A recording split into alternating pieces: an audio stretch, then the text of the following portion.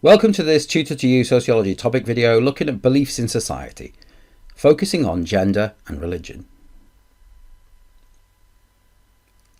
Social research into levels of religious belief shows that in general women are more religious and are more likely to regularly practice religion than males.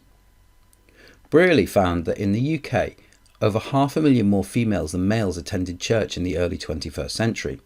Furthermore, the Pew Research Centre suggested it is not just in religious attendance that women are overrepresented. They measured that 83.4% of women profess to have faith, compared to just 79.4% of males, based on research published in 2016. More recently, a YouGov poll in the UK found that 48% of women believed in a god, compared to just 38% of males. And Ferguson and Hussey found that across all religious groups, with the exception of Sikhs, more females than males regularly practice religious beliefs. In this video, we're going to examine some of the theoretical explanations for these trends. According to Miller and Hoffman, there are three main reasons why women are more religious than males. Firstly, they argue that women are more risk-averse than males, and so are likely to not take risks with their beliefs in religion. Additionally, as males take more risks, they are less likely to seek out the security of religious belief. This can also be applied to social approval. Women are less likely to risk social stigma from not attending church, whereas males are less controlled in society and so unlikely to conform. Secondly, they argue that the process of gender socialization sees women take on the role of socializing children into society's norms and values, and that includes church attendance. Furthermore, the feminization of religion, with discussion of caring and nurturing others, falls into the female domain. Miller and Hoffman's final argument suggests that women's lower levels in paid employment means they are able to organise their lives more effectively around involvement with religious events. Although in recent years it can be argued that religious involvement has become part of women's triple shift, forming part of their emotional labour. The role of employment was developed further by Bruce, who argued, like Miller and Hoffman, that women's lower levels of involvement in paid labour gave them more time to be involved in church activities. But Bruce also argued that men had undergone the process of secularisation more rapidly as a result of increased rationality in the workplace. As scientific thinking increased in the workplace, so males came to question the role of religion in society.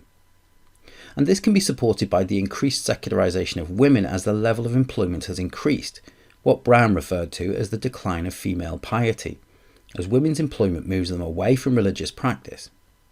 Although, conversely, this could be argued to be due to having less time available to partake in religious activities. Feminists argue that the patriarchal control over women is in part responsible for higher levels of women's involvement in organised religion.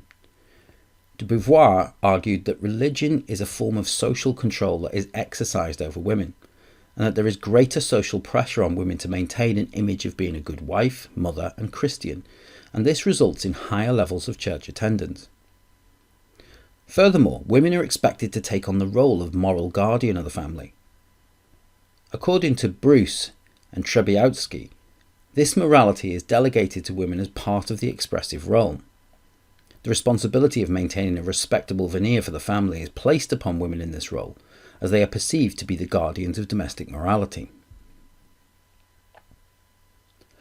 Like Bruce, Woodhead argues that rationalisation has led to secularisation, but that women were left isolated from these changes through expectations of looking after the family and not working. Drawing on the ideas of Weber, Woodhead argued that women were delayed in their exposure to rationalisation, and therefore did not experience the levels of disenchantment with religion that males did until much later. Furthermore, she argues that religious organisations have become feminised. Discussion of caring and nurturing of others falls into the feminine domain, and as a result males are less likely to attend, seeing church business as being part of the female role. In evaluation, despite numerous measures pointing to increased religious involvement for women, measuring an individual's level of faith is difficult. Sociologists such as Davey see attendance as only one aspect of believing, and this suggests that males could have higher levels of belief without attendance. Conversely, women could attend out of duty, but without faith, causing a misrepresentation of their levels of religiosity. Secondly, it's worth examining the decline in women's involvement in organised religion and correlating this with the increased involvement of women in both the public and private spheres. With less stigma on not having beliefs and more involvement in paid employment, women's participation in religion is also falling. It can be argued that this disenchantment with religion is compensated for by increased involvement in New Age movements, as women seek to escape patriarchal religions and opt for more holistic practices and self-care and empowerment that is offered by New Age movements. This suggests that women may have a greater need for spiritual fulfillment, whether through organised religion or New Age movements. That concludes this Tutor to You Sociology topic video on beliefs in society, looking at gender and religion. Thanks for watching.